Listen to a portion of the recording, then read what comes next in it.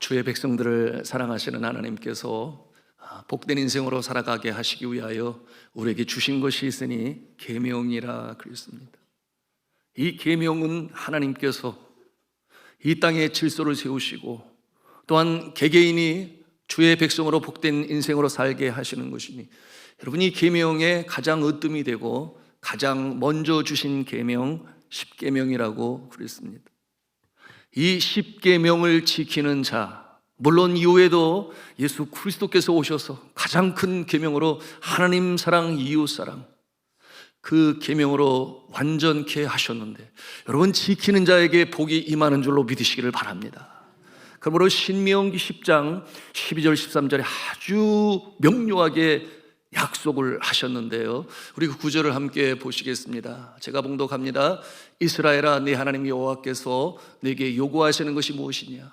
곧 네 하나님 여호와를 경외하여 그의 모든 도를 행하고 그를 사랑하며 마음을 다하고 뜻을 다하여 네 하나님 여호와를 섬기고, 우리 13절을 다 같이 합독하시겠습니다. 시작. 내가 오늘 네 행복을 위하여 네게 명하는 여호와의 명령과 규례를 지킬 것이 아니냐. 아멘이에요. 행복하게 하시기 위하여 주신 계명, 오늘도 우리는 그 계명을 대하고 있는 것입니다. 1계명으로부터 10계명까지 우리가 지킬 때에 복이 임한다 그랬어요. 복된 인생으로 산다 그랬어요. 자손에게까지 그 복이 임한다 그랬습니다. 우리가 지난 시간에 1계명, 2계명, 3계명, 4계명까지 함께 묵상하였고, 이제 5계명, 지난 시간이었군요. 내 부모를 공경하라. 그리고 6계명, 오늘 주시는 계명은 살인하지 말라, 그리고 간음하지 말라. 이 두 계명을 우리에게 주십니다. 여러분, 이 살인하지 말라라고 하는 계명은 아주 간략하지요. 짧아요. 2부 예배 시간에 우리 김학재 안수님이 나와서 성경 봉독을 하는데, 살인하지 말지니라, 간음하지 말지니라, 그리고 그렇게 들어가니까 우리 학생들이 막 웃더라고요. 이렇게 간략하지만 그러게 더 명료한 계명, 살인하지 말지니라. 여러분, 이 생명은 너무나 고귀하고 소중합니다. 여러분, 이 생명이 소중한 것은 그 이유가 있으니, 아무리 사람이 똑똑하고 지혜가 많아 과학을 발전시켜도 사람을, 그 생명을 만들어낼 수는 없어요. 재생이 되지가 않습니다. 그렇지 않습니까? 많은 물건들이 재생하기 때문에 우리가 사용하고 폐기 처분을 하지만, 그러나 하나님께서 만드신 이 영혼과 생명은 그 누구도 흉내를 낼 수가 없어요. 여러분, 아무리 발달한 과학이 로봇을 만들고 저 달나라와 별 세계로 보낼 수 있는 우주선을 만든다 손 치더라도, 여러분, 생명을 창조할 수는 없는 것입니다. 오직 이 생명의 창조의 영역은 하나님께 있는 것이니, 여호와 하나님께서 창조주가 되셔서 우리의 영혼을 창조하시고 생명으로 이 땅에 보내셨는 줄로 믿으시기를 바랍니다. 그러므로 이 생명은 너무나 소중한 것이죠. 그리고 이 생명에는 영혼이 깃들어 있으니, 생명의 본체는 영혼이다. 여러분, 앞에서 말씀을 드렸습니다마는 아무리 사람을 닮은 똑똑한 지능적인 로봇을 만든다 할지언정 그 안에 영혼이 있을까요? 영혼은 있을 수가 없어요. 영혼은 하나님께서 창조하시는 것이니, 이 땅에 생명으로 보내실 때에 우리의 영혼, 우리의 생명, 하나님께서 소유주가 되시고 하나님께서 소유의 권한을 갖고 있는 줄로 믿으시기를 바랍니다. 그런데 사람이 그 귀한 생명을 임의대로 자신의 야욕을 위하여, 그래서는 아니 되는데 살인이 지금도 자행되고 있으니, 범행되고 있으니 하나님께서 기뻐하실 일이 아니죠. 하나님께서 진노하시고 노여하실 일 아니겠습니까? 그러므로 살인하지 말지니라 이렇게 명령하시는 것입니다.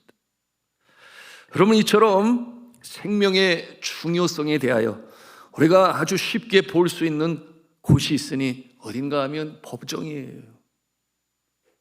아주 악독한 죄를 고의적으로 계획적으로 행하여 사람을 죽인 자에게 형벌이 언도되어지는 법정에서 가장 큰 최고의 형은 무엇입니까? 그것은 바로 두 가지가 있는데, 하나는 무기징역형, 또 한 가지는 사형에 처한다 하는 이 두 가지인데, 여러분, 이 무기징역형에 처한다, 사형에 처한다, 어느 것이 더 두렵겠습니까? 2부 예배 때는 그러더라고요. 경험을 해봤어야 알죠. 우리가 법정에 서봤어야 정말 어떤 온도가 더 강하게 이 충격을 주는지 알 수 없겠지만, 그러나 보편적으로 우리가 생각할 수 있으니 사형을 두려워해요. 여러분, 이 무기징역은 그 감옥 안에 평생토록 사는 것인데 자신의 꿈을 이룰 수 있나요? 산다고 하지만 사는 모습인가요? 밖길을 다 돌아다닐 수가 있나요?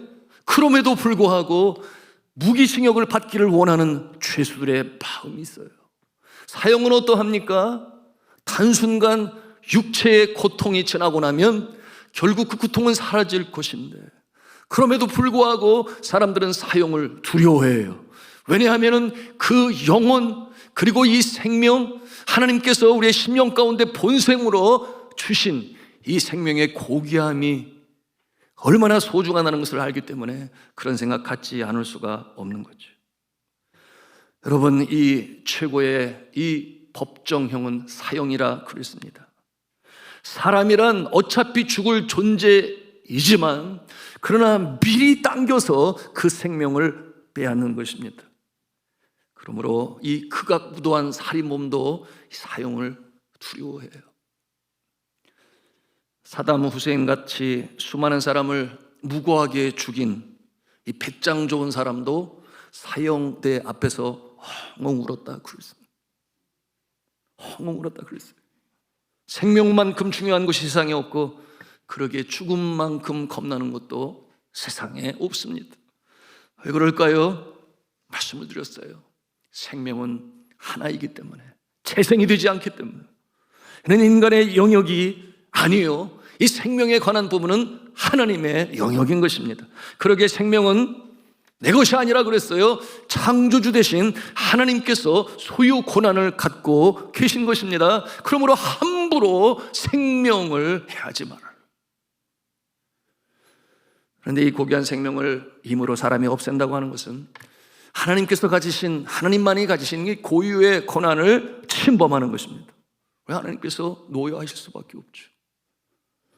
그리고 육체를 죽였다고 해서 이 생명이 그럼 완전히 끝나고 완전히 죽는 것이냐? 그렇지 않아요.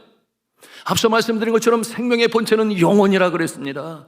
하나님께서 창조하신 영혼은 불멸이에요.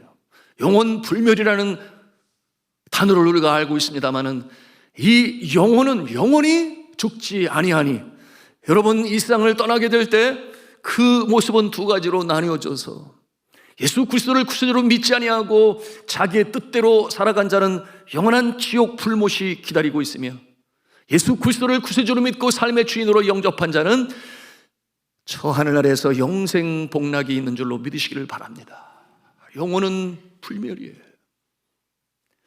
그래서 인간 사회에 사람이 범할 수 있는 가장 큰 죄악, 여러분, 그것은 죄악인데 이처럼 죽여도 영원히 살아난다라는 것을 생각해 본다면 함부로 그렇게 해야 할 수는 없을 것입니다. 이 살인 행위의 근원이 어디 있을까요? 죄성이에요. 죄된 마음. 그렇다면 이 죄된 마음의 이 근원은 또 어디에 있을까요? 그것은 바로 사탄이요, 마귀인 것입니다. 여러분, 에덴 동산에 하나님께서 아담과 하와를 창조하시고 그들로 하여금 영원히 살도록 그렇게 만드신 것입니다. 그런데 이 사단이 하나님의 선한 창조를 질투하고 어떻게 해서든지 망가뜨리려고 하여 유혹하였어요. 그러므로 유혹에 넘어간 인간이 하나님의 명령을 거역하게 됨으로 말미암아, 여러분, 가장 최고의 이 심판은 무엇이었습니까? 그것은 곧 사망이라 그랬어요. 여러분, 이와 같은 내용을 가지고 예수 그리스도께서 뭐라고 말씀하셨는가? 요한복음 10장 10절에 말씀하시죠. 도둑이 온 것은 도적질하고 죽이고 멸망시키려고 하는 것이요, 내가 온 것은 양으로 생명을 얻게 하고 더욱더 풍성히 얻게 하려는 것이라, 이렇게 말씀하고 있는데요. 여러분, 여기서 이 도적은 누구겠습니까?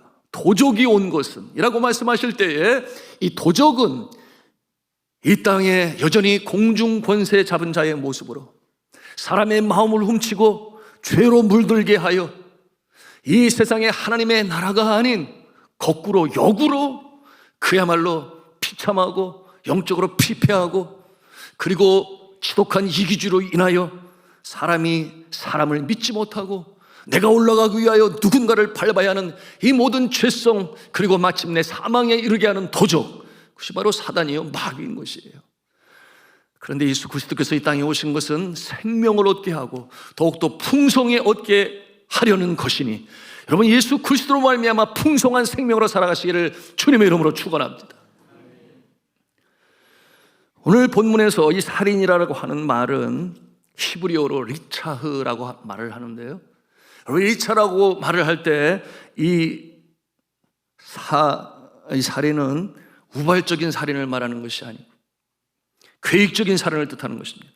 자신이 원하는 바를 얻기 위하여 고의적으로 계획적으로 죽이는 행위를 말씀하는 것이며, 또한 정오나 원한으로 인해서 사람을 죽이는 것도 이 죄에 포함됩니다. 그런데 사람을 죽이는 모든 행위가 다 리차흐라고 하는 십계명의 살인죄에 포함되느냐 하면 그렇지는 아니합니다. 예외적인 상황이 있는데요, 예를 들어서 재판정에서 재판관이 사형을 언도하였을 때에 그 재판관은 고난을 위임받은 것입니다.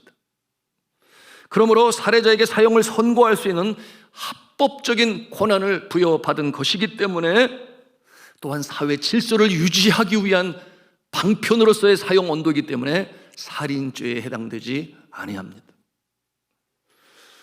또한 정당한 전쟁에서 피를 흘리는 것 역시 침략자로부터 생명을 지키고 가족을 보호하고 나라의 주권을 보호하며 그리고 정의를 수호하기 위한 행위이기 때문에 이 또한 이 성경이 말하는 살인은 아닌 것입니다.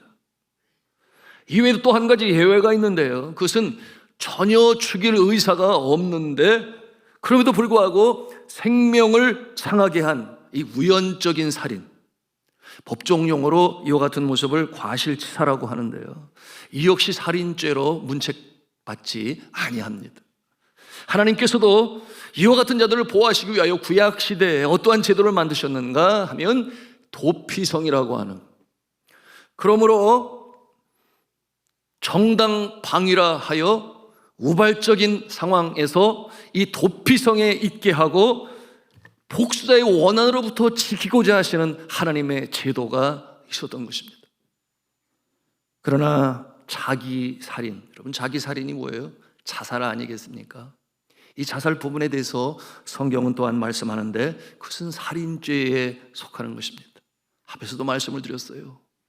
내 생명의 소유주가 누구신가?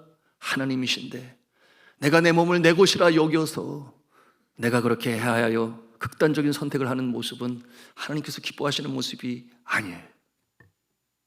그러므로 이와 같은 모습 하나님께서 말씀을 통하여 우리에게 명하신 것입니다. 이와 같은 모습은 자신 스스로의 육신과 뿐만 아니라 영혼 모두를 파괴시키는 하나님 앞에서 잘못된 행위인 것입니다. 이외에도 성경에 보니까 공범이나 살인을 청탁한 자, 사무엘하 11장 5절에 말씀하고 있으며, 그리고 빌라도처럼 정치적인 목적을 가지고 어찌하든지 권세와 인기를 유지하기 위하여 살인에 동의한 자 죄 없다 하지 아니하리라, 살인죄에 해당되는 것입니다. 왜 인간이 살인죄를 범합니까? 그 근원이 어디에 있다 말씀을 드렸습니까? 바로 죄성이라고 말씀을 드렸어요. 과거 나치 히틀러 정부 시대에 가스실에서 250만 명의 유태인들이 이제 학살을 당하게 되었는데요, 그때 이 살해에 직접 관여한 자가 이제 전쟁 죄수로 전범으로 잡히게 되었고 법정에 서게 되었습니다. 그런데 사람들이 그 모습을 보면서 경악하지 않을 수 없었던 것은 전혀 그 얼굴에 표정이 없는 거예요. 그렇게 많은 사람들을 게스트에서 사용하게 되었다면 그 법정에서 조금이라도 뉘우침의 모습이 있을 거라 생각을 했는데 전혀 그렇지 않은 거예요. 이와 같은 모습을 우리가 뭐라고 그러냐면 철면피, 여러분 들어보셨죠? 철면피. 이와 같은 모습이 되었으니 이 범죄에 대해서 조사를 하고 또 대화를 나누던 자가 너무나 이해가 되지 않아서 뭐라고 그랬는가 하면 당신은 하나님을 믿습니까? 이렇게 물었을 때 나는 결코 그와 같은 것을 믿지 아니합니다. 그가 그렇게 대답을 했어요. 무엇을 보여주는 것입니까? 여러분, 우리의 마음에 하나님이 없는 양심, 하나님이 없는 심령, 여러분, 하나님의 다스림과 통치함이 없는 그 심령 가운데는 언제든지 틈을 노리고 틈타는 사단 마귀가 노리고 있는 것이에요. 그러므로 잠언 4장 23절에 뭐라고 말씀을 합니까? 무릇 지킬 만한 것 중에 너희의 마음을 지키라. 생명의 근원이 이에서 남이니라 그랬는데요. 여러분, 이와 같은 심령의 사단이 그 마음을 지배하게 되면 이처럼 하나님이 그처럼 싫어하는 살인도 마다하지 않는 이 사단의 조종을 받게 되는 것입니다. 여러분, 이처럼 많은 사람을 죽였음에도 불구하고 양심에 꺼림낌이 없었던 그 모습은 바로 그 죄성으로 말미암아 사단의 조종을 받아하게 되었으니 사람의 목숨을 마치 파리 목숨처럼 그렇게 여겨서 행했던 것입니다. 끔찍하고 잔인한 존재가 되는 것인데요. 여러분, 하나님께서 가만히 계실까요? 하나님께서 심판하십니다. 여러분, 다윗이 하나님의 마음에 합한 자요 성군이라 일컫지만 그러나 그렇게 부름 그 명칭을 받기 이전에 그가 행한 죄가 있었으니 여러분 아시는 대로 그가 우리아 장군의 아내 밧세바를 취하여 자신의 아내로 삼은 것입니다. 여러분, 이와 같은 모습 그 너머 이 다윗이 우리아 밧세바의 남편인 이 우리아 장수를, 저는 그가 전사한 암몬성 앞에 서 있을 때 그 모습을 상상하며 눈물을 흘리지 않을 수가 없었어요. 이 자신의 범죄 행위를 감추기 위하여, 그리고 밧세바를 자신의 아내로 삼기 위하여, 그 남편 우리아 장수를 죽이기 위하여 그 전선에서 그를 홀로 남겨두고 그의 부하들을 전부 뒤로 후퇴하게 하여 결국 성 위로부터 빗발치듯 내려오는 화살에 맞아서 그가 전사하게 됩니다. 여러분, 이와 같은 모습을 볼 때 하나님은 살아계신가? 이와 같은 생각을 우리가 갖지 않을 수 없는데요. 여러분, 하나님께서는 이 살인한 자에 대한 하나님의 심판이 있으니 어떤 일이 일어납니까? 다윗이 밧세바를 자신의 아내로 삼는 일에는 성공하였지만은 그러나 그 사이에 낳은 아들의 생명을 하나님께서 거두어 가십니다. 이와 같은 모습을 통해서 우리가 성경을 통해 깨닫는 것은, 그렇구나, 하나님은 높은 자의 생명이나 낮은 자의 생명이나 왕의 생명이나 신하의 생명이나, 여러분, 권세를 가진 자의 생명이나 권세 없는 자의 생명이나 하나님께서는 공평하게 사랑하시고 귀여시며 소중히 여기시는 줄로 믿으시길 바랍니다. 여러분, 아합 왕 그 이름을 들어보셨을 거예요. 그가 왕인데 나봇의 포도를 볼 때 얼마나 비옥하고 포도 열매가 잘 열리는지, 그 땅을 내가 차지했으면 좋겠다. 그러나 일련의 양심이 그 마음에 있었지요. 그래서 고민하고 있는데 그의 왕비인 이 악한 왕비 이세벨이 음모를 꾀합니다. 그러므로 해결할 방안이 있다고 하여 남편에게 행하게 하는데, 그게 뭐였는가 하면 나봇이 그 나라 왕 아합 왕이 악한 왕이라 소문을 내고 있다, 여기저기에 말하고 있다 하지도 않았는데 그렇게 거짓으로 소문을 내게 하여서, 정말 그랬다면 사형을 당할지 모르지만 그러지 않았음에도 불구하고 결국 그의 생명을 취하게 됩니다. 여러분, 그와 같은 모습을 바라보면서 엘리야 선지자가 하나님의 말씀으로 대언을 합니다.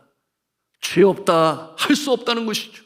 그러므로 열왕기상 21장 19절에 말씀으로 예언을 하는데요, 뭐라고 하셨는가 하면 여호와의 말씀이 개들이 나봇의 피를 핥은 곳에서 개들이 내 피 곧 내 몸의 피도 핥으리라, 이렇게 예언하는데 이게 무슨 뜻인가 하면 전쟁터에 나간 아합 왕이 화를 맞습니다. 그러므로 그는 죽게 되고 그가 탄 마차에 피가 흐르게 되는데 그때 개들이 와서 이 아합 왕의 피를 핥아요. 여러분, 우리 살아계신 하나님께서는 이 살인하는 죄 묵과하지 아니하시고 심판하시니 이 아합 왕도 그렇게 마지막 모습이 비참하게 죽었어요. 이 같은 모습을 통해서 하나님은 공평하게 영혼을 창조하시고 영혼을 사랑하셔서 지금도 불꽃 같은 눈으로 우리를 지켜보시는 것임을 우리는 반드시 깨달아 알아야 하겠습니다. 살인하지 말라 하나님께서 명하셨는데요, 이 6계명에는 전혀 부연 설명이 없어요. 그냥 그것으로 끝나요. 살인하지 말지니라 끝이에요. 왜 그렇겠습니까? 너무나 자명하고 너무나 분명하니까 여기선 더 이상 붙일 것도 없다. 그와 같은 모습으로 이렇게 간단 명료하게 6계명을 주셨어요. 자, 이어주신 7째 계명은 간음하지 말라입니다. 여러분, 창조의 법칙, 그 에덴 동산 파라다이스라고 부르죠. 낙원이라 합니다. 그곳에서 하나님께서는 이 인류가 온 땅에 번성하게 하시기 위하여 가정을 세우시게 되는데 하시는 대로 아담과 하와를 창조하셨어요.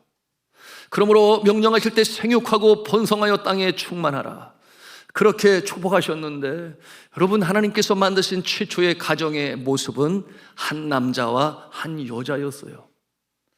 둘이 한 몸이 될지니라 하나님께서 말씀하셨습니다. 여러분, 그것이 하나님께서 만드신 아름다운 가정의 모습인 것입니다.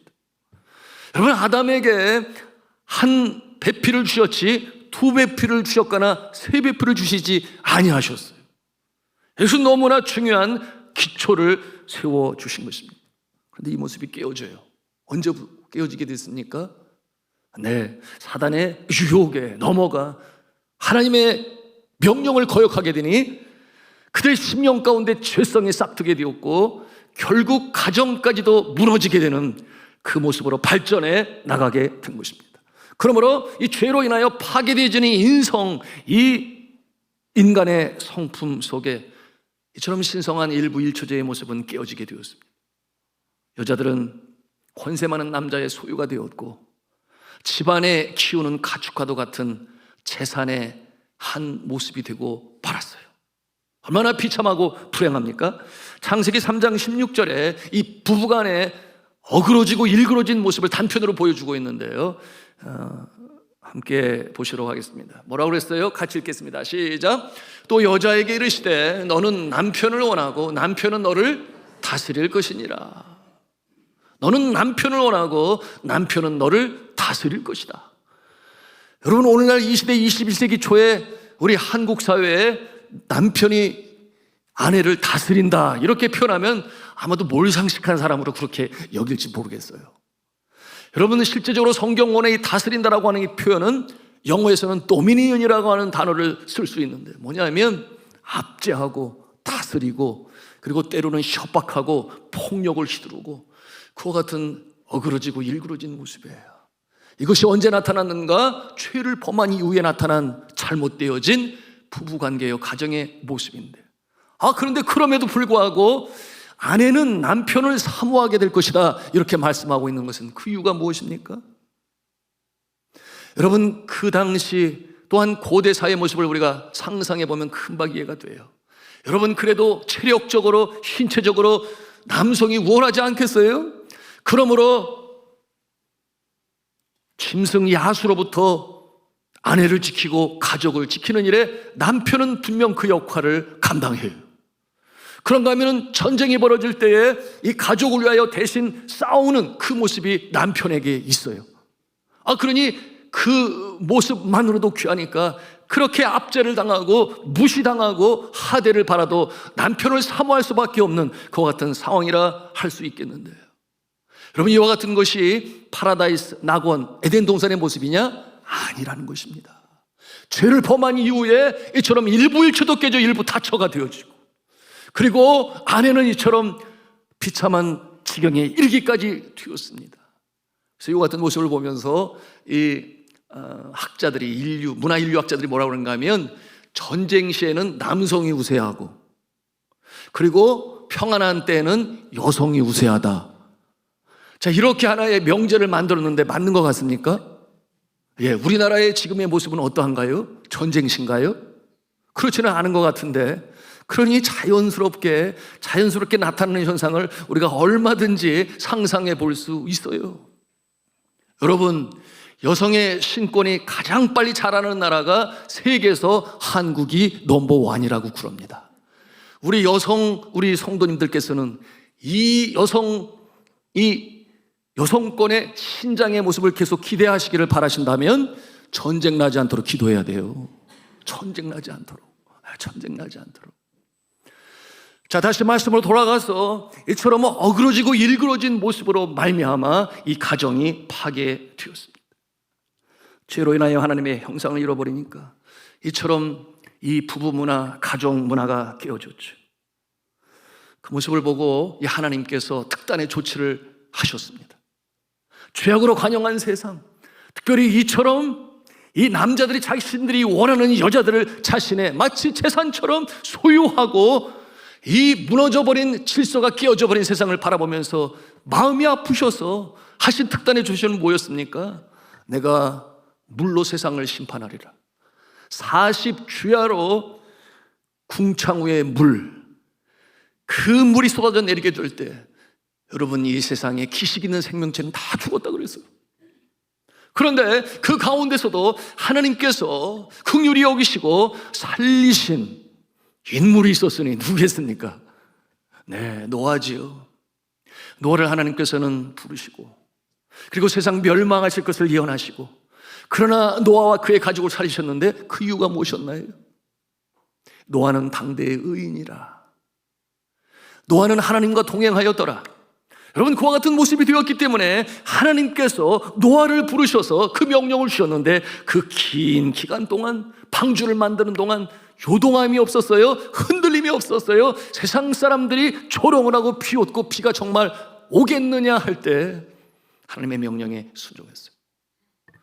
그래서 구원을 받게 되었습니다만, 우리가 생각해 보면 노아뿐만 아니라 그의 아내, 그리고 그의 세 아들, 그리고 자부들도 함께 구원을 받았습니다.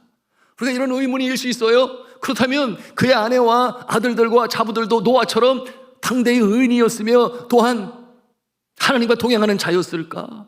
성경은 거기에 대해서 기록하지 않고 있으니 참 할 길이 없습니다. 그럼에도 불구하고 함께 구원을 받은 이유가 무엇인가? 곰곰이 생각하며 묵상할 때 제 마음에 깨달음이 왔어요. 그것이 무엇인가 하면, 여러분, 당대의 이 성적인 문란으로 인하여 가정이 파괴되어지고 그리고 자신이 마음에 원하는 대로 여자를 취할 그때에 노아는 그의 아내가 한 사람이었어요. 그의 아내가 한 사람이었습니다. 여러분, 이렇게 얘기할 때 아무도 당연하지, 그게 뭐 그렇게 대수인데, 그런데 그 시대는 그게 대수였다 그 말입니다. 뿐만 아니었죠. 그의 아들들도 그 아비의 그 자녀들이라고. 여러분, 셈과 함과 야벳이 그의 아내가 하나였기 때문에 8명이 이 노아의 방주에 들어가서 1년이 넘는 기나긴 기간이었지만 마침내 묻이 드러나고 새 역사가 시작되어질 때 이 리크리에이션의 역사에 귀하게 쓰임받는 노아와 그의 가족들이 될 수가 있었던 것입니다. 너무나 명료하지 않습니까? 오늘 주신 이 계명, 살인하지 말라, 간음하지 말라 그랬습니다. 여러분, 연하여 우리가 이 계명을 지켜나갈 때 분명히 깨달아야 할 것은, 하나님께서 태초에 이 가정의 제대로 한 남자와 한 여자로 세우셨으니 우리가 예수 그리스도를 믿어 새 사람이 되고 나면 이와 같은 모습으로 살아가는 것은 너무나 자명한데, 오늘날 이 시대의 모습을 보면 오늘날 이 시대뿐만이 아니었죠. 역사를 거슬러 올라가 로마 시대에도 로마의 황제들 가운데 여러분, 동성애자들이 얼마나 많았었는지. 그러므로 그 시대의 의학의 발전은 제일 먼저 성병을 어떻게 고칠 것인가. 그런가 하면은 우리가 성경에서 보건 헤롯 안티파스, 사도 야고보를 죽이고 또한 베드로까지 죽이려고 했던 이 헤롯 왕, 그가 하나님의 심판을 받아 죽게 되었는데 성경은 기록하기를 충에 먹혀 죽었더라 그랬어요. 충에 먹혀 죽었더라. 오늘날 시대에 단어로 번역을 하게 되면 그것은 바로 바이러스인 것입니다. 후천성 면역 결핍증. 여러분, 이와 같은 모습으로 그가 결국 심판을 받고 생명을 잃게 되었습니다. 로마서는 이에 대하여 언급하고 있으니 남자가 남자를 향하여 여자가 여자를 향하여 영리로 사용하는 그 모습 죄 없다 하지 아니하리라. 여러분, 오늘의 이 말씀을 통해서 살인하지 말라, 간음하지 말라, 이 계명이 우리의 삶 가운데 이루어지기 위하여 나의 능력, 나의 힘, 여러분 쉽지 아니에요. 오직 예수 그리스도의 십자가의 보혈, 예수 그리스도가 우리의 심령 가운데 구세주가 되실 뿐만 아니라 나의 삶의 주인이 될 때에 이와 같은 모습을 넉넉히 이뤄갈 줄로 믿으시기를 바랍니다. 그러므로 이 사회, 병든 사회를 치유하는 일에, 무너진 이 문화를 개혁하는 일에 쓰임받으시는 복된 인생으로 살아가시는 저와 여러분 다 되시기를 주님의 이름으로 축원합니다.